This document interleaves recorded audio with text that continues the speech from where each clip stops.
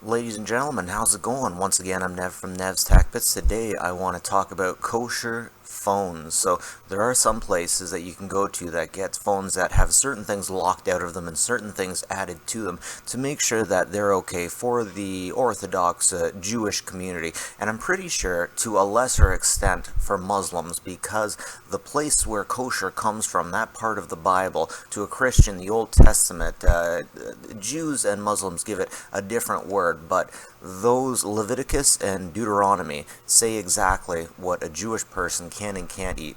And once again, I believe Muslims go from this information. They take these two old books. Of course, all three of these, Muslims, Christians, and Jewish people, all come from the same Abrahamic religion. So they're sisters or brothers, more or less. Anyways, within these two books, it says what you can and cannot eat and other rules that you have to follow. These days, a lot of people say that some of these rules are completely unreasonable, and these days other people say we absolutely have to follow it because that's what God said. I think God said that to Moses. I could be wrong about that, but I'm pretty sure God said to Moses. Anyways, these phones are good for Jewish people because you can't get away with certain things. You can't do certain things. You can't be bad with them because they have certain things removed. So here is koshercell.org, and it'll show you exactly what it will sell you. A kosher Galaxy S10. That's interesting. A kosher Zoom only tablet. That's interesting. iPhone 7.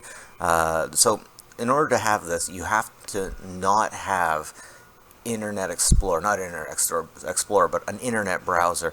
And it looks like they actually managed to put a custom version of an operating system on there, which is really crazy when it comes to the iPhone, but not so out there when you think about Android. Android was made to be,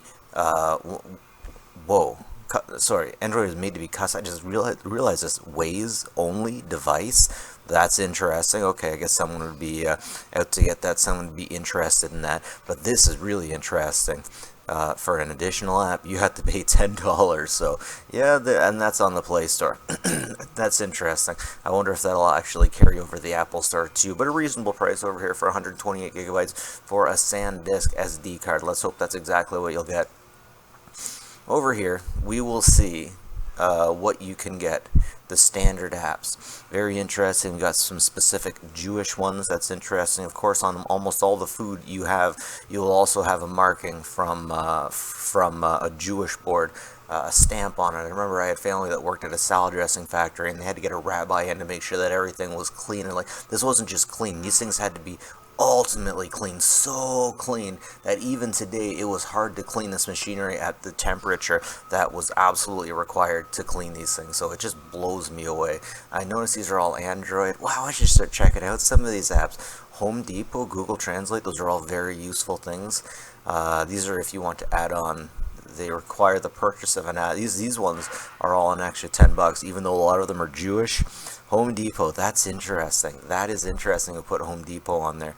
But once again, these are only Android. These aren't Apple. So perhaps this one company doesn't deal with Apple so much. We've got the frequently asked questions. They have very reasonable rates. $15, you get 1,500 minutes per month. This has got to be in the United States because Canada would not have a price as good as that, that's for sure. I can't get over that $10 for an extra app. My goodness. Okay. Anyways, we have other kinds too. Like, this isn't just a brand. This is just phones that are good for Jewish people because they have certain things cut out, like no Internet Explorer, no apps, you can't get anything naughty, no hanky-panky. But I almost wonder, would it be okay for an Orthodox Jewish person to have an open phone, even if they just chose not to use anything? They just kind of went by their own honor. Anyways, this one is certified. A lot of old flip phones are certified, or maybe not certified, but they are kosher, which is really freaking interesting. And you can get so many of them. Okay, so I don't see why this one is kosher because it definitely has a browser. But at the same time, you can have a browser and be locked down to only certain websites, which would definitely help you out. Let's face it, there is a lot of useful things on these cell phones, even though there is some stuff that could get you in trouble if you were an ultra-Orthodox, Abrahamic religion, Old Testament type. Anyways, this unit here, has its own tag. Now, I never recognized tags across places. It's not like you have one tag for everything. It's almost like every country has their own tag that has a seal of approval for Jewish items, for Jewish things. So that's interesting. It's really interesting when technology changes a little bit. And here we have the Kosher mobile phone, and these things actually sell for a reasonable price. Or not reasonable, but if you're selling them, you'd want to sell them because you can get such a good price for them. But anyways, that is what a kosher phone is. It's a phone that is locked down.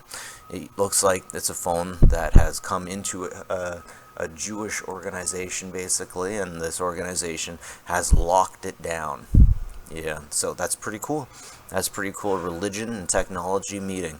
That's awesome. Anyways, ladies and gentlemen, that's it from Nev's Tech Bits. Please leave a message if I've left something out or if I got something wrong here. But I'm pretty sure I got all my ducks in a row on this one, and I find it really interesting. Anyways, that's it for me, folks. Have a good one. Like and subscribe if you like this stuff. And as always, folks, take care of each other.